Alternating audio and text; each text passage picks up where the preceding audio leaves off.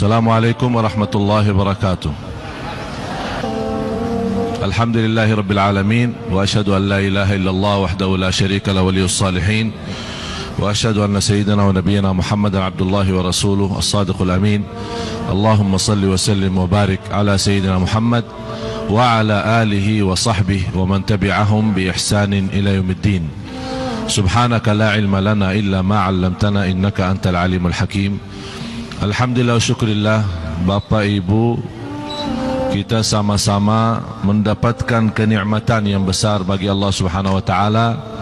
Kita baru saja sama-sama melaksanakan salat berjamaah, khususnya salat subuh. Dan itu merupakan salah satu tanda iman. Orang yang salat subuh berjamaah merupakan itu tanda iman. Sebagaimana bersabda Rasulullah sallallahu alaihi wasallam, "Basyirul masya'ina fi dhulami ila al-masajid bin nuri tam yaumil qiyamah." Allah menggantikan dengan cahaya yang sempurna bagi orang yang suka datang ke masjid di saat gelap. Ini sekarang masih saat gelap, ya, itu menjadi salah satu karunia dari Allah. Yang kedua, orang-orang yang salat subuh berjamaah, dia akan dalam lindungan Allah sampai malam hari. Jadi orang yang salat subuh berjamaah jangan fikirin masalah, karena tidak ada masalah, karena sudah terjamin dalam lindungan Allah Subhanahu wa taala. Yang ketiga, orang yang salat subuh berjamaah, Allah berikan pahala salat malam dari Isya sampai subuh. Siapa di antara kita yang bisa salat malam dari Isya sampai subuh? Tidak ada kan?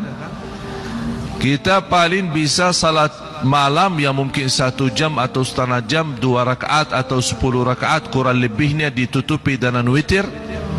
Tapi dengan hadirnya, walaupun kita tidak salat malam, sepanjang malam kita salat, kita tidur dari Isya sampai subuh, dan menghadiri salat subuh berjamaah, man sallal fajr fi jamaah faka'annama qama al-laila kullah. Barang siapa yang salat subuh berjamaah, sepertinya dia salat sepanjang malam. Luar biasa. Saya mengingatkan Bapak Ibu 4 amalan. Ini hari Jumat, 4 amalan yang menjadi sangat istimewa di hari Jumat. Pertama adalah bersalawat kepada Nabi Muhammad sallallahu alaihi wasallam. Karena Rasulullah SAW menginginkan dan mempesan kepada kita, barbanya akthiru alayya minas salati yaumal jumu'ah, berbanyalah salawat kepadaku di hari Jumat. Jadi ini hari Jumat, jadi kita boleh tinggalkan seluruh zikir, hanya fokus salawat, tidak salah, karena Rasul memang minta kita bersalawat kepada beliau di hari Jumat ini. Jadi saya mohon sepanjang hari di dalam perjalanan di mana kita berada, tolong bawa salawat kepada Nabi Muhammad SAW. Baki Sayyiduna, tidak baki Sayyiduna boleh, mau panjang mau pendek boleh, intinya bersalawat kepada Nabi Muhammad SAW. Yang kedua, jangan lupa membaca suratul Kahfi. Al-Kahfi, suratul Kahfi 110 ayat. Kalau kita merasa sekaligus, apalagi yang belum biasa merasa keberatan, panjang juga ya. Tapi begini saja, boleh dibagi. Maksudnya dibagi apa? Misal habis kita punya acara ini ya, sebelum pulang baca 1 halaman. Nanti sebelum Jumat baca 2 halaman. Selepas Jumat baca 2 halaman. Begitu salat selesai asar, selesaikan sisa suratul Kahfi. Sudah selesai. Jadi suratul Kahfi tidak harus menutupi sekaligus, bisa dibagi. Jadi mohon maaf Bapak Ibu, jangan lupa membaca suratul Kahfi. Kalau anda belum bisa membaca, ada sebagian belum bisa baca, boleh simak murattal atau lewat HP suratul Kahfi. Orang yang menyimak Al-Quran sama pahalanya dengan yang membaca Al-Quran. Al-Qari'u wal mustami'u ajruhuma sawa. Yang ketiga adalah doa. Bapak Ibu, ada 1 jam di hari Jumat, barang siapa yang berdoa di 1 jam itu, di doanya tidak akan ditolak. Doanya tidak akan ditolak. Rasulullah sallallahu alaihi wasallam bersabda di hadis yang sahih, sa'atun akhiru sa'atin min naharil jumu'ati la yuwafiquha 'abdun muslimun illa istujibalah. Ada satu jam dalam hari Jumat itu, barang siapa yang dapat berdoa di satu jam itu akan mendapatkan diijabah doanya, tidak ditolak Allah SWT doanya. Ulama memiliki berbeza pemahaman terhadap satu jam itu.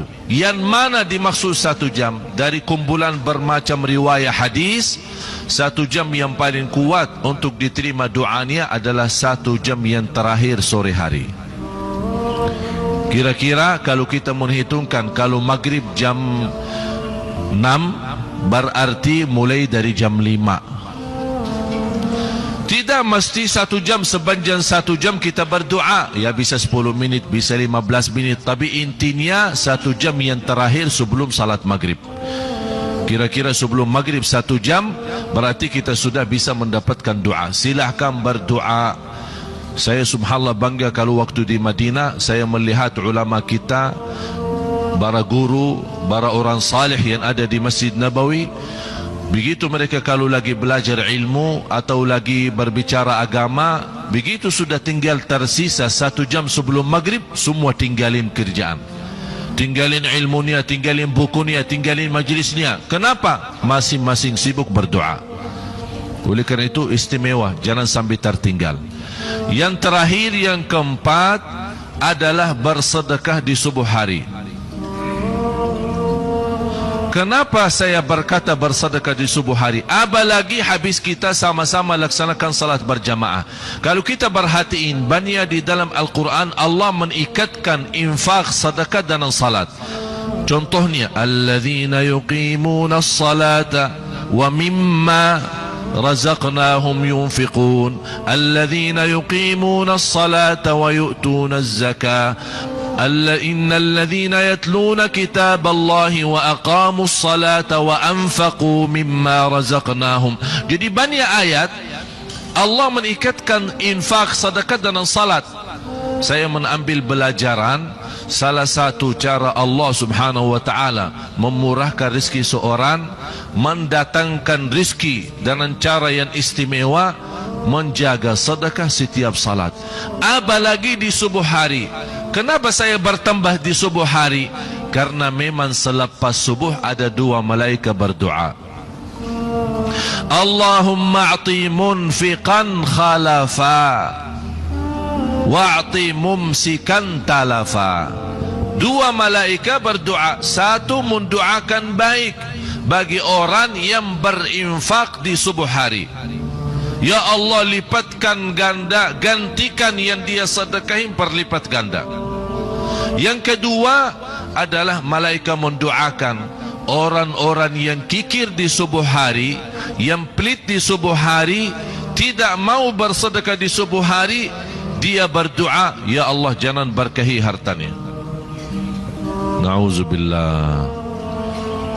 Berarti jemaah sekalian, kalau kita tidak mampu, itu namanya uzur. Tapi kalau kita mampu tapi tidak membiasakan diri bersedekah di subuh hari, jangan sampai kena doa malaikat itu. Oleh kerana itu kita malah berharap doa malaikat yang mendoakan, ya Allah gantikan dan lipatkan ganda apa yang dia telah infakkan dan sedekahkan. Karena inti daripada amal salih, kita mengharap ridha Allah subhanahu wa ta'ala. Walladzina yu'tuna ma atau wa qulubuhum wajilah annahum ila rabbihim raji'un. Kata Siti Aisyah, kenapa orang berbuat sesuatu merasa takut? Apakah orang itu yang berbuat dosa dan maksiat? Kata Rasulullah, bukan wahai Aisyah. Yang selalu merasa takut saat perbuatan kebaikan, dia takut Allah tidak diterima. Berarti walaupun kita berharap ridha Allah dan diterima amal ibadah kita, tapi di hati kita selalu ada rasa takut. Berarti orang mukmin hidup antara harapan dan takut kepada Allah subhanahu wa ta'ala. Terima kasih atas perhatiannya. Terima kasih semua infaknya dan sedekahnya. Semoga doa malaikat semua kita dapat. Karena yang saya yakini doa malaikat 100% terkabul, 100% diijabah. Kita hanya minta mohon Allah subhanahu wa ta'ala diterima doa kita. Amin ya rabbal alamin. Bismillahirrahmanirrahim. Alhamdulillahi rabbil alamin. Allahumma salli ala Sayyidina Muhammad wa ala ali Sayyidina Muhammad. Ya Allah ya arhamar rahimin, jadikan pertemuan ini di subuh hari ini, di Jumat yang penuh barakah ini, menjadi pertemuan yang bermanfaat bagi kehidupan kami dunia dan akhirat. Ya Allah, jadikan pertemuan ini menjadi saksi baik di hadapan hari kiamat ya rabbal alamin, birahmatika ya arhamar rahimin. Jadikan pertemuan ini ya Allah membawakan syafaat bagi kami ya Allah ya Dzal Jalali wal Ikram. Ya Allah, panjangkan umur kami, sihatkan badan kami, murahkan rezeki kami, berikan kemudahan kepada jamaah sekalian bisa ke tanah suci haji dan umrah, haji dan umrah dan ziarah Nabi Muhammad sallallahu alaihi wasallam. Allahumma inna nas'aluka ilman nafi'a wa rizqan tayyiba wa amalan salihan mutaqabbala. Allahumma اغفر لنا ولوالدينا وارحمهم كما ربونا صغارا واغفر لجميع المسلمين والمسلمات والمؤمنين والمؤمنات الأحياء منهم والأموات إنك سميع قريب مجيب الدعوات ويا قاضي الحاجات ويا قاضي الحاجات ويا قاضي الحاجات. Ya Allah, Engkau maha tahu isi hati kami dan segala hajat kami, hajat lahir batin, hajat dunia akhirat. Ya Allah, aku mohon dengan nama-Mu yang agung dan mulia untuk semua jamaah yang hadir serta keluarganya mendapatkan di hari Jumat yang barakah ini segala hajatnya dunia akhirat dan segala hajatnya lahir batin ya rabbal alamin. Rabbana atina fid dunya hasanah wa fil akhirati hasanah wa qina adzaban nar. Wa sallallahu ala sayyidina wa nabiyyina Muhammad wa ala alihi wa sahbihi wa baraka wasallam walhamdulillahi rabbil alamin. Semoga apa yang saya sampaikan bermanfaat, kurang lebihnya mohon maaf. Billahi taufiq wal hidayah. Akhirul kalam, subhanakallahumma wa bihamdika asyhadu an la ilaha illa anta astaghfiruka wa atubu ilaik. Wassalamu alaikum warahmatullahi wabarakatuh.